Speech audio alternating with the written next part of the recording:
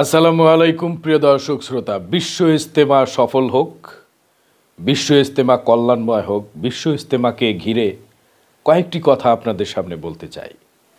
এতদিন পর্যন্ত জুবায়েরপন্থী বা হকপন্থীদের ইজতেমা সম্পর্কে সাদপন্থীরা, বাতিলপন্থীরা সবসময় মন্তব্য করত যে আসলে জুবায়েরপন্থীদের ইজতেমায় মাদ্রাসার ছাত্ররা এসে ভিড় জমায়, তাই সেখানে অনেক মানুষ দেখা যায়, কানায় কানায় ভর্তি হয়। এই সবই তো ছাত্র, সবই তো মাদ্রাসার ছাত্র, ছোট ছোট বাচ্চারা মাদ্রাসার তালবে এলিম দিয়ে তুরাকপাড়ের ইজতেমায় ভিড় জমায়, তাই তাদের ইজতেমায় এত মানুষ দেখা যায়। কিন্তু আমাদের তো ছাত্র নাই, আমরা আম মানুষ, সাধারণ মানুষের ইজতেমা, তাই আমাদের জনসংখ্যা অনেক কম হয়।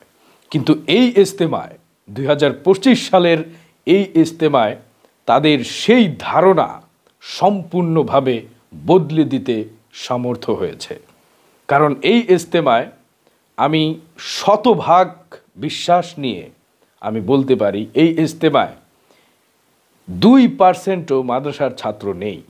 শুধুমাত্র এই ইজতেমায় তাবলিগ জামাতের সাথী ইজতেমায় অংশগ্রহণ করেছে, যারা বাস্তবিক পক্ষেই, যারা সত্যিকার অর্থে যারা তাবলিগ করে, শুরু থেকে যারা তাবলিগ করে, তাবলিগ নিয়েই যারা থাকে, ওই আওয়াম সাধারণ মানুষের ইজতেমায়ে পুরো তুরাকপাড়ের ইজতেমা, বিশ্ব ইজতেমার ময়দান একদম ভোরে টয়টুম্বুর হয়ে গেছে, কোনো ধরনের মাদ্রাসার ছাত্র ছাড়াই। কারণ এখন যেই সময় আমাদের হকপন্থীদের, জুবায়েরপন্থীদের ইজতেমা হচ্ছে, এই সময় বাংলাদেশের প্রত্যেকটি মাদ্রাসার পরীক্ষা চলছে। হয়তো মাদ্রাসার নিজস্ব পরীক্ষা অথবা বেফাক পরীক্ষা, এছাড়াও আঞ্চলিক বোর্ডের বিভিন্ন পরীক্ষায় বাংলাদেশের সব মাদ্রাসার ছাত্ররাই পরীক্ষা দিচ্ছে। সকল উলামায়ে কেরাম, সকল ছাত্র এবং ওস্তাদগণ সবাই পরীক্ষা নিয়ে ব্যস্ত।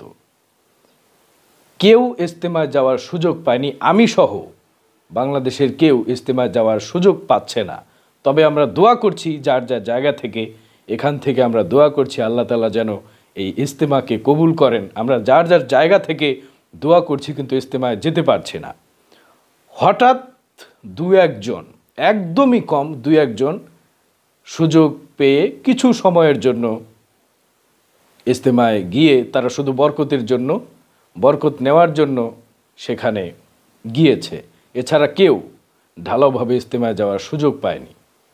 তারপরেও দেখেন, কোনো ধরনের মাদ্রাসার ছাত্র ছাড়া জায়গা নেই, পা ফেলার জায়গা নেই, একদম কানায় কানায় ভর্তি পুরো ইজতেমা ময়দান।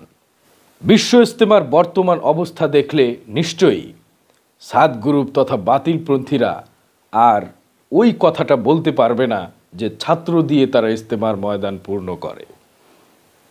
আল্লাহ তাআলা আমাদের ইজতেমাকে কবুল করেন।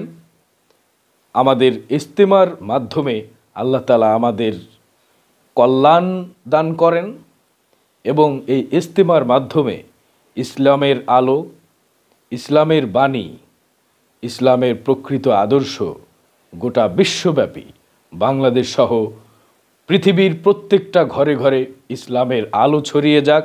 তাবলিগ জামাতের মাধ্যমে ইসলামের আলো, কোরআনের বাণী, হাদিসের বাণী, ইসলামের শান্তিময় আদর্শ বাংলাদেশ সহ গোটা বিশ্বের প্রত্যেকটা ঘরে ঘরে পৌঁছে যাক, ছড়িয়ে পড়ুক। দেশ থেকে দেশান্তরে পৃথিবীর প্রতিটা কোনায় কোনায় ইসলামের আলো ছড়িয়ে যাক, সেই প্রত্যাশা করি।